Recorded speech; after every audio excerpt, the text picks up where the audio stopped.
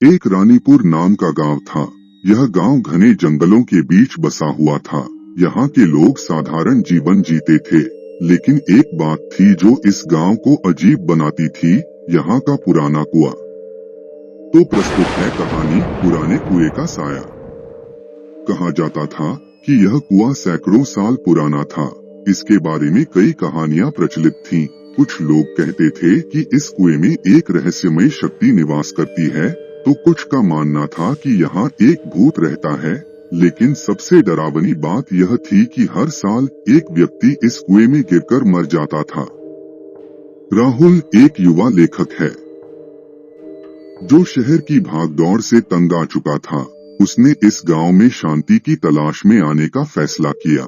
उसने गांव के बाहरी इलाके में एक पुराना घर किराए पर लिया। घर बड़ा और हवादार था, लेकिन उसे लगा कि यहाँ कुछ अजीब सी खामोशी है। पहले कुछ दिन सब कुछ ठीक रहा। राहुल अपनी किताब लिखने में जुट गया, लेकिन एक रात जब वह अपने कमरे में बैठा था, उसे अजीब सी आवाजें सुनाई दी। यह आवाज कुएं की तरफ से आ रही थी। राहुल ने खिड़की से बाहर झांका। चांदनी रात में कुआं एक अजीब सी छाया की तरह दिख रहा था। आवाजें और तेज हो गईं। ऐसा लग रहा था जैसे कोई रो रहा हो। उसने अपने पड़ोसी मोहन से इस बारे में पूछा। मोहन ने उसे चेतावनी दी, भैया उस कुएं के पास मत जाना, वहाँ कुछ गलत है।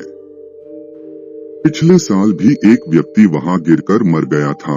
लोग कहते हैं कि यह कोई दुर्घटना नहीं थी। लेकिन राहुल के मन में जिज्ञासा जाग चुकी थी। उसने फैसला किया कि वह इस रहस्य को सुलझाएगा। एक रात राहुल ने अपनी हिम्मत जुटाई और कुएं के पास गया। उसने देखा कि कुएं के किनारे पर एक पुरानी चूड़ी पड़ी हुई थी। उसने उसे उठाया और अचानक उसे लगा कि कोई उसे पीछे से देख रहा है। वह मुड़ा, लेकिन वहाँ कोई नहीं था। तभी उसने एक आवाज सुनी, मुझे बाहर निकालो। राहुल का दिल धड़कने लगा। उसने कुएं में झांका, लेकिन अंदर सिर्फ अंधेरा था। तभी उसने महसूस किया कि कोई उसके पीछे खड़ा है। वह तेजी से मुड़ा, लेकिन वहाँ कोई नहीं था। अगले दिन राहुल ने गांव के बुजुर्गों से इस कुएं के बारे में पूछा। एक बूढ़ी औरत ने उसे बताया, बेटा, यह कुआं एक अभिशापित जगह है। सैकड़ों साल पहले एक युवती ने इस कुएं में छलांग लगा दी थी। वह एक प्रेमिका थी जिसे उसके प्रेमी ने धोखा दिया था। तब से उसकी आत्मा यहाँ भटकती है। वह हर साल एक जीवित व्यक्ति को अपने साथ ले जाती है। राहुल ने सोचा कि यह सब सिर्फ अंधविश्वास है, लेकिन उस रात उसने फिर से वही आवाज सुनी। इस बार आवाज उसके कमरे के अंदर से आ रही थी। राहुल ने देखा कि उसके सामने एक युवती खड़ी है। उसके कपड़े पुराने और फटे हुए थे और उसकी आंखों से खून बह रहा था। वह बोली, तुमने मेरी चूड़ी उठाई है, अब तुम मेरे हो। राहुल ने चिल्लाने की कोशिश की, लेकिन उसकी आवाज बाहर नहीं निकली। वह युवती धीरे धीरे उसकी तरफ बढ़ने लगी। अगली सुबह गांव वालों ने राहुल को कुएं के पास पाया। उसकी आंखें खुली थीं, लेकिन वह मर चुका था। उसके हाथ में वही पुरानी चूड़ी थी। राहुल की मौत के बाद गांव में एक बार फिर डर का माहौल छा गया। लोगों ने उस कुएं के आसपास जाना बंद कर दिया, लेकिन कुछ लोगों को लगा कि यह सिलसिला अभी खत्म नहीं हुआ है। कुछ महीनों बाद गांव में एक नई लड़की आई। उसका नाम था प्रिया। वह एक शोधकर्ता थी जो पुराने रहस्यों और अंधविश्वासों के बारे में अध्ययन करती थी। उसने राहुल की मौत के बारे में सुना और उस कुएं के रहस्य को जानने का फैसला किया। प्रिया ने गांव के लोगों से बात की, लेकिन कोई भी उसे पूरी सच्चाई बताने को तैयार नहीं था। सब डरते थे, लेकिन एक बुजुर्ग ने उसे बताया, बेटी, यह कुआं एक अभिशापित जगह है। यहाँ एक आत्मा रहती है जो हर साल एक जीवित व्यक्ति को अपने साथ ले जाती है। तुम्हें वहाँ नहीं जाना चाहिए। लेकिन प्रिया ने उसकी बात नहीं मानी। उसने सोचा कि यह सब सिर्फ अंधविश्वास है और उसने कुएं के रहस्य को सुलझाने का फैसला किया।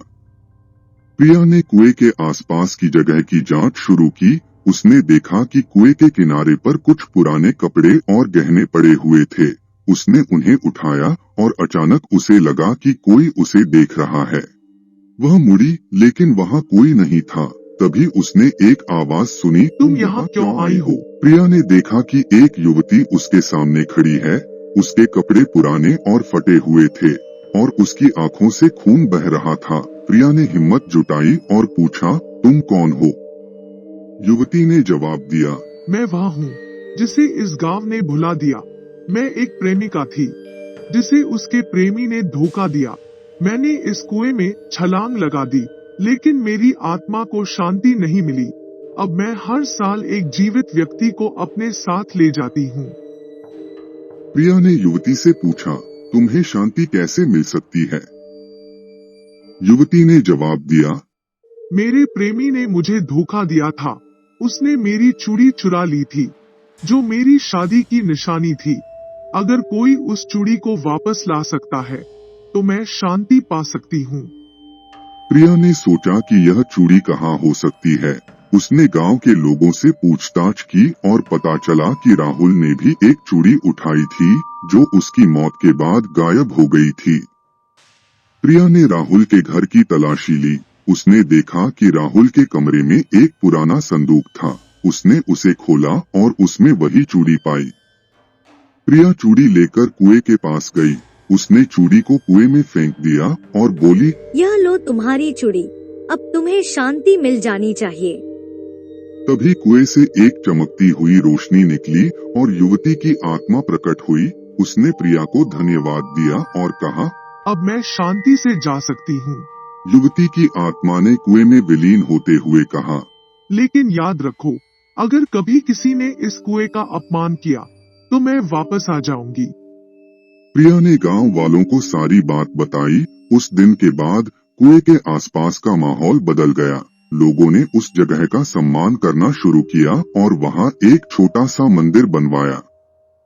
प्रिया ने इस रहस्य को सुलझा लिया था, लेकिन उसे लगा कि अभी भी कई रहस्य हैं जो इस दुनिया में छिपे हुए हैं।